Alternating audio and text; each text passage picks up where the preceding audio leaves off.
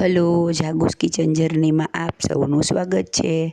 Friends, આજે આપણે બ્રેડનો એવો એક નાસ્તો બનાવીશું ને કે જેમાં આપણે બટેટા કોઈ પણ પ્રકારના લોટ કે શેનો ઉપયોગ કર્યા વગર તો પણ એકદમ ટેસ્ટી અને એકદમ ઝકાસ. તો ચાલો શરૂ કરીએ. આના માટે મેં સૌથી પહેલાં 6 સ્લાઇસ બ્રેડ લીધી છે. મારી પાસે નાની સ્લાઇસ હોવાથી મેં 6 લીધી છે. તમારી પાસે મોટી હોય તો તમે 4 નંગ લઈ શકો છો.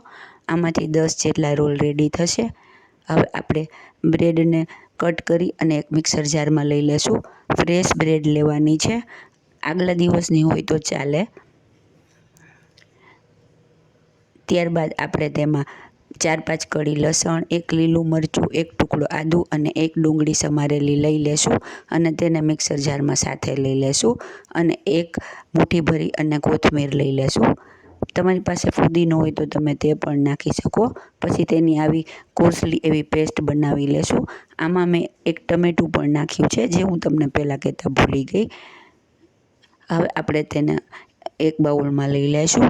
પાણીનો ઉપયોગ બિલકુલ કરવાનો નથી. ફ્રેશ બ્રેડ હશે એટલે તેનું મોઇશ્ચર હશે, તેમજ ટમેટાં અને ડુંગળીનો પણ થોડો રસ નીકળે એટલે બધું સરસ થઈ જશે. હવે આપણે મસાલા કરીશું. અડધી ચમચી લાલ મરચું પાવડર, તેમજ ધાણા જીરું પાવડર, પિંચ જેટલી હળદર, પિંચ જેટલી હિંગ, 5 ચમચી જેટલો પાસ્તા મસાલો, 5 ચમચી ઓરેગાનો, 5 ચમચી ચીલી ફ્લેક્સ અને સ્વાદ મુજબ મીઠું લેશું. આમાં પાસ્તા મસાલો ખૂબ જ સરસ લાગે છે. તમને ગમે તો ચાઇનીઝ ફ્લેવરના કરવા હોય તો તે પણ નાખી શકો. હવે આપણે બધું બરાબર મિક્સ કરી લેશું. આપણું મિશ્રણ આવું ડો જેવું થઈ જશે. આમાં આપણે કોઈ પણ જાતના લોટ કે કંઈ જ એડ કરતા નથી. એમ જ આ સરસ એકદમ આનો બાઇન્ડિંગ આવી જશે.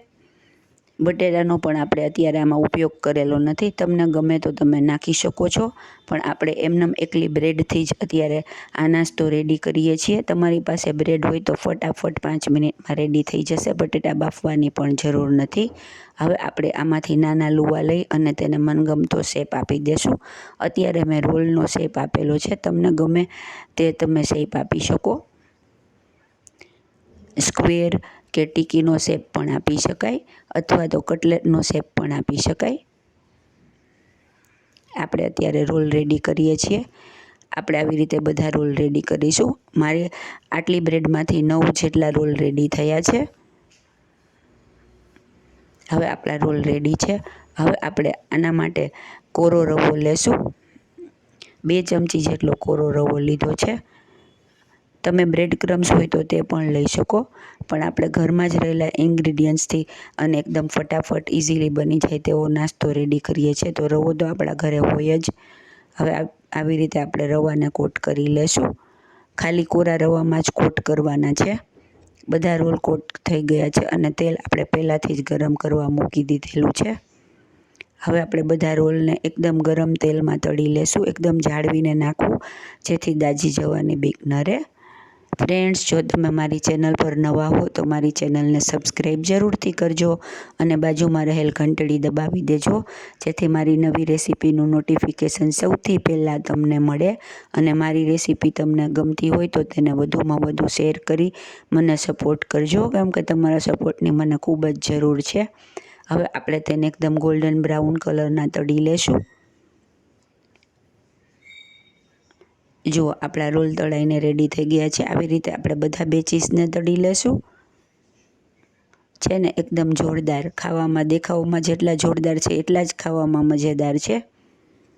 એકવાર તમે ચોક્કસથી ટ્રાય કરજો. આપણે રાત્રે કોઈ પણ બ્રેડની રેસીપી બનાવી હોય અને વધી રહી હોય તો તેનાથી બની શકે. જો આપણા રોલ રેડી થઈ ગયા છે. હવે આપણે એની ક્રિસ્પીનેસ ચેક કરી લઈએ. જુઓ, છે ને એકદમ જોરદાર. હવે આપણે તેને સર્વ કરીશું. આને મેં ટમેટો કેચઅપ સાથે સર્વ કર્યા છે. તમે આને ગ્રીન ચટણી સાથે પણ સર્વ કરી શકો છો. ફ્રેન્ડ્સ, ખાવામાં એકદમ જોરદાર અને બનાવવામાં એકદમ ફટાફટ રેડી થઈ જાય એવા આપણા બ્રેડના રોલ રેડી છે. તો તમે પણ ચોક્કસથી બનાવજો. એકદમ નવું જ ફરસાણ અને ખાવાની મજા જ પડી જશે. અંદરથી એકદમ સોફ્ટ છે જુઓ, અને બહારથી એકદમ ક્રિસ્પી એવા આપણા બ્રેડના રોલ રેડી છે. ફ્રેન્ડ્સ, જો તમને મારી રેસીપી પસંદ આવી હોય તો મારી ચેનલને લાઇક, શેર અને સબસ્ક્રાઈબ જરૂરથી કરજો. અને હા, કોમેન્ટ્સ પણ લખજો. ધન્યવાદ.